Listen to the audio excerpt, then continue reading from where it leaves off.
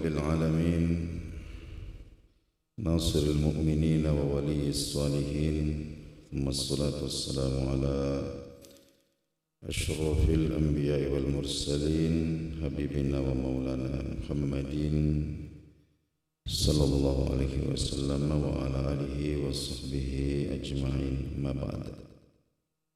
قال المؤلف رحمه الله تعالى ونفعنا بعلومه. فروض الغسل اثنان.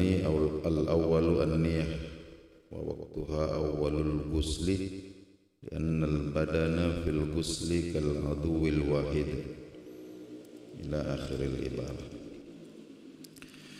Masyarul muslimin wal muslimat, bapak ibu-ibu hadirin sidang jemaah subuh rahimakumullah. Mari kita lanjutkan kembali kajian fikih kita.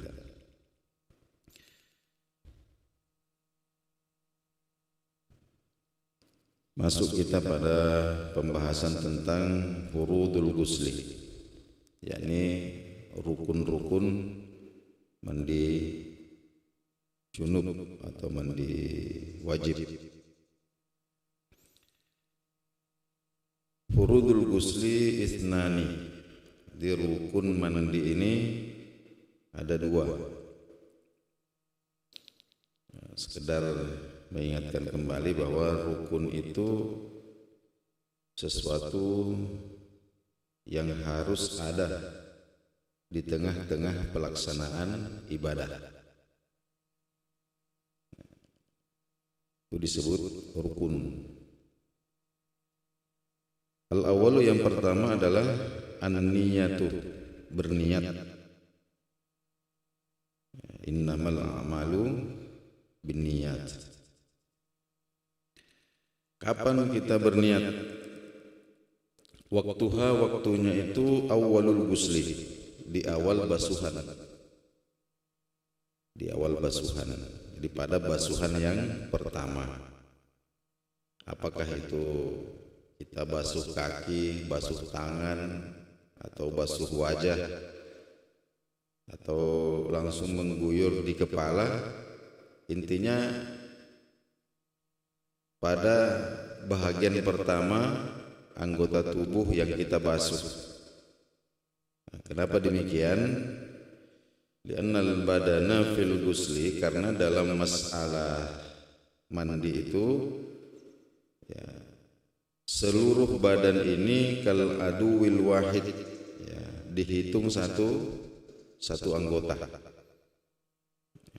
Jadi pada siraman pertama ya, pada bahagian mana saja, nah di situ waktunya untuk berniat. Nah, kemudian kaifiyatun niyah fi ghuslil fardhi, tata cara berniat pada mandi wajib. Apa yang kita niatkan? Yanwi biqalbih, jadi berniat dengan hati. Berniat dengan hati, jadi melintaskan lintasan hati saja. Jadi niat itu lintasan hati. Wa yusannu ayyatalaffadh, namun sunnah untuk melafazkan niat. Apa yang kita ucapkan ada banyak pilihan.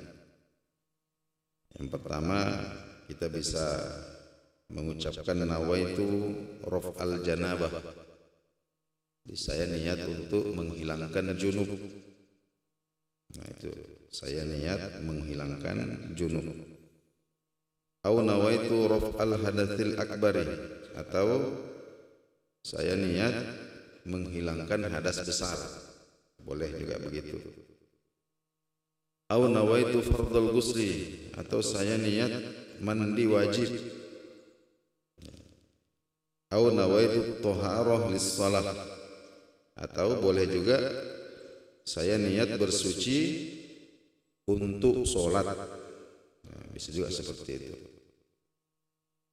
Nah, bisa berbahasa Indonesia atau bisa juga berbahasa Arab. Tapi yang paling penting adalah apa yang kita lintaskan di dalam hati kita itu. Nah, niat ini, melafazkan niat ini hanya untuk membantu fokus. Kita fokus bahwa kita ini sedang mandi wajib, bukan mandi sunnah umpama. Itu fungsi daripada niat. Kemudian ada pertanyaan. Idza jatama alaihi guslani wajibani fa aktsar kal jima' wa khurujil mani fa hal takfi anhuma niyatun wahidah. Jika berkumpul dua sebab yang mewajibkan mandi atau lebih, dua sebab atau lebih yang mewajibkan mandi. Contohnya kal jima'i wa khurujil mani, jima dan keluar air mani. Jadi jima ini sendiri sudah mewajibkan mandi meskipun tidak sampai keluar air mani. Nah, keluar air mani ini juga mewajibkan mandi meskipun tidak mesti berjima. Nah, berkumpullah keduanya ini sama-sama mewajibkan mandi. Fahal takfi anhuma niyatun wahidah? Apakah cukup satu niat untuk keduanya atau apakah masing-masing harus diniatkan? Fal jawabu, maka jawabannya adalah takfi niyatun wahidatun lahuma. Nah, cukup satu niat untuk keduanya. Jadi tidak perlu diniatkan masing-masing. Kenapa? Karena sama-sama statusnya wajib. Wa mithluhu fi ghuslis sunnah. Nah, demikian juga ketika berkumpul dua mandi sunnah. Berkumpul dua mandi sunnah. Ya, contohnya berkumpul hari Jumat dengan Id, bertepatan Idul Fitri atau Idul Adha bertepatan dengan hari Jumat. Dua-duanya ini adalah sebab yang membuat kita disunnahkan untuk mandi. Nah, maka cukup satu niat untuk keduanya. Nah, cukup kita niat, saya niat mandi sunnah. Namun idza jatama'a ghuslu fardin wa ghuslu sunnah fahal takfi niyatu ahadihima la takfi fala budda ayyan wiyahuma. Namun jika yang berkumpul ini satu mandi wajib dan yang satunya lagi sunnah, ini pas kita lagi junub hari Jumat, jadi kita di satu sisi diwajibkan mandi karena junub, dan di sisi yang lain disunnahkan juga mandi karena hari Jumat. Maka kalau kasusnya seperti itu, tidak cukup satu niat untuk keduanya. Tidak cukup satu niat untuk keduanya, tapi masing-masing harus diniatkan. Ya, meskipun kita tidak perlu mandi dua kali. Jadi mandinya bukan dua kali, tapi yang dua itu adalah niatnya. Jadi kita ketika niat, umpama kita mengatakan, ya, saya niat, saya mandi niat menghilangkan junub dan sunnah Jumat. Nah, sudah cukup dapat pahala dua-duanya. Nah, itu tadi berkaitan dengan masalah niat. Kemudian rukun yang kedua. Rukun yang kedua adalah ta'mimul badani bil ma'i, ay kullal badan, ya, meratakan basuhan air ke seluruh badan. Ya, meratakan basuhan air ke seluruh badan. Wa yata'ahhadul mawadi', maka hendaklah betul-betul memperhatikan, ya, tempat-tempat atau bagian-bagian tubuh allati yukhsha adamu wusulil ma'i ilaiha, yang dikhawatirkan tidak terkena air. Yang biasanya kalau kita mandi biasa itu kadang-kadang kita tidak perhatikan. Tapi ketika kita mandi wajib atau mandi sunnah, terutama yang wajib itu, kita harus memperhatikan betul bahagian-bahagian tubuh yang biasanya tidak kita perhatikan ketika kita mandi biasa. Contohnya apa? Kal ibtaini, seperti dua ketiak. Dua ketiak ini. Kemudian wa ma'atifil batni. Kemudian lipatan-lipatan perut. Lipatan-lipatan perut. Wal udhunaini, demikian juga dengan lekuk-lekuk telinga. Lekuk-lekuk telinga bagian luar itu. Wa ma bainal fakhidhaini.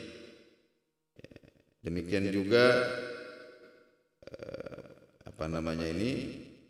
bahagian di antara lutut dengan paha, maksudnya begitu, lipatan antara lutut dengan paha, sama bagian belakang itu. Kemudian wa ma bainal ilyataini, demikian juga belahan pantat. Ini biasanya kalau kita mandi biasa itu kita tidak perhatikan, tapi ketika kita mandi junub itu harus kita pastikan bahwa bahagian-bahagian tersebut terkena basuhan air.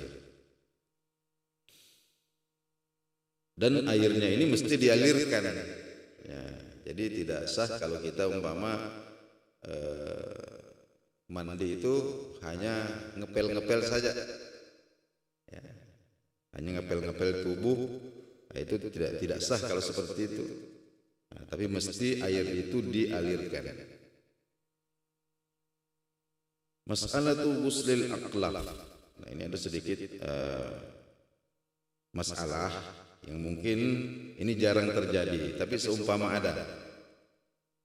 Jadi ada orang yang sudah dewasa tapi belum disunat. Ada orang yang sudah dewasa tapi belum disunat. Ini namanya aklaf. Aklaf. Kenapa disebut aklaf? Karena ujung kulit yang menutupi ujung zakar ini itu kan mesti dibuka, dikhitan, mesti dikhitan. Sebab kalau tidak itu akan menjadi tempat najis. Ketika seseorang ini yang belum disunat ini kencing, maka bisa dipastikan bahwa bahagian ujung penisnya ini pasti tidak akan bisa suci, karena tidak bisa dimasuki air. Karena itulah sebabnya anak-anak kecil yang belum disunat itu tidak dibolehkan menyela-nyelai sop orang dewasa. Jadi umpama ini kita satu sop ini orang dewasa semua, kok ada satu yang nyelip anak-anak yang belum disunat. Ini namanya memutuskan sop. Kenapa? Karena anak ini membawa najis. Membawa najis. Tapi karena masih anak-anak ya. Tapi yang menjadi persoalan kalau sudah besar, belum disunat. Nah, nanti masalah mandinya ini, masalah mandi wajib, fi ghuslil hayy. Jadi kalau orang ini masih hidup, orang yang dewasa yang belum sunat ini masih hidup, kemudian dia junub atau keluar mani, maka yajibu isalul ma'i ila ma tahta kullatil aqlab, kulfatil aqlab. Maka dia wajib mengusahakan bagaimana caranya supaya air itu sampai di bahagian dalam kulit yang menutupi ujung zakarnya ini. Ya.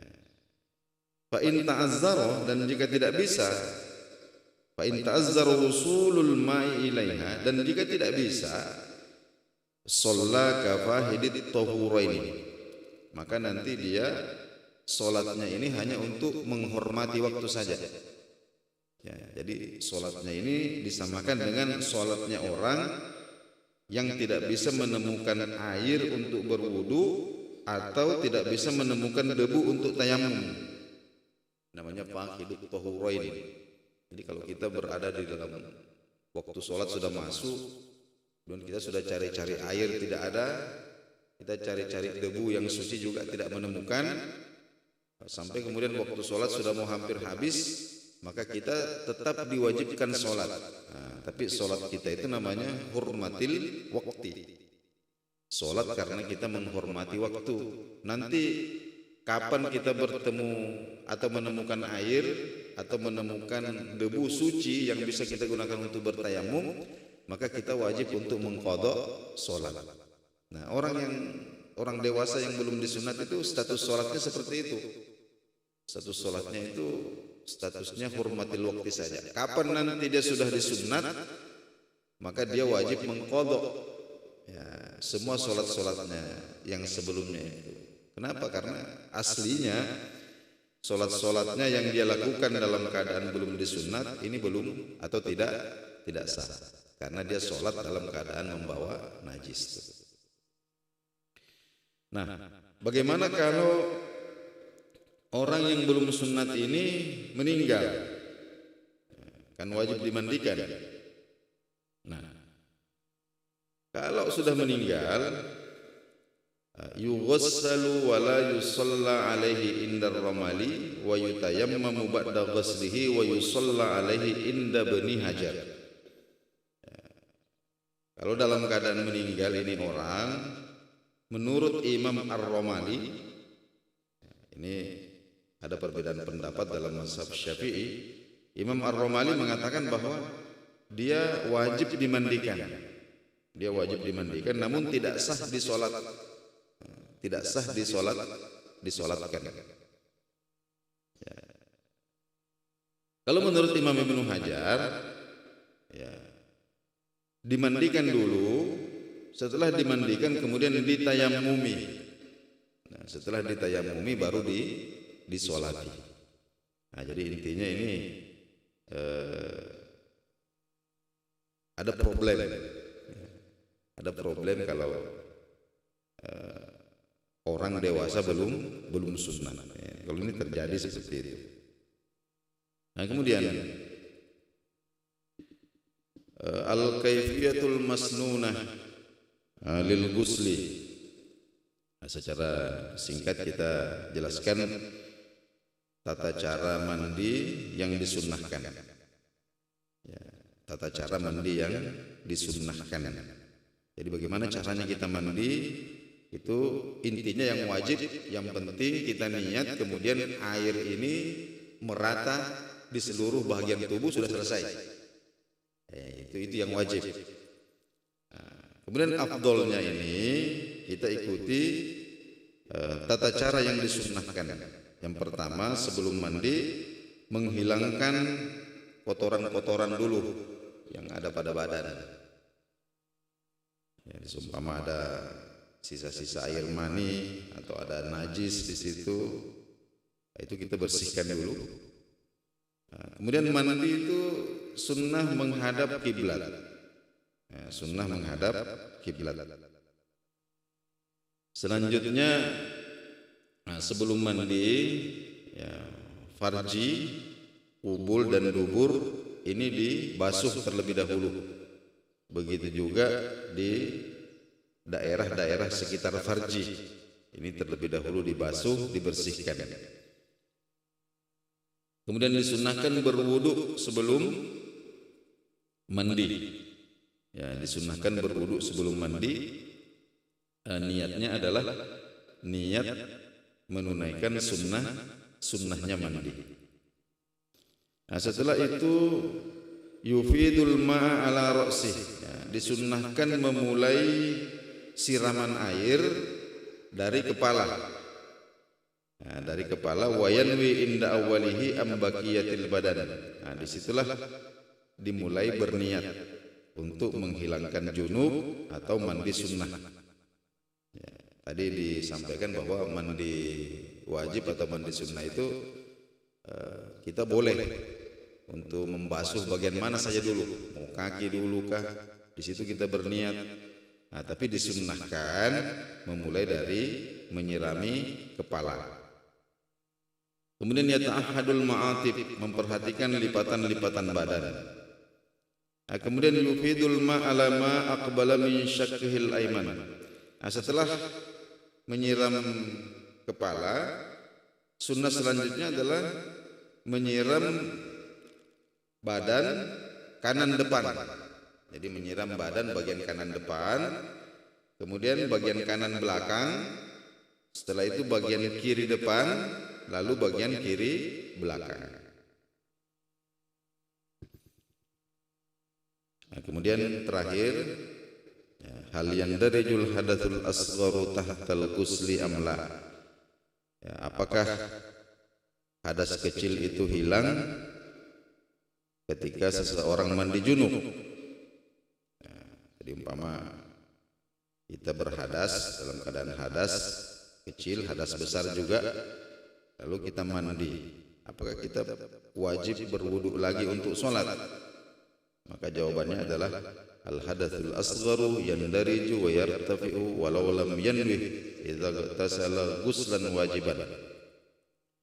Kalau mandi ini hukumnya wajib seperti mandi junub, ya, maka tidak perlu lagi berwudu.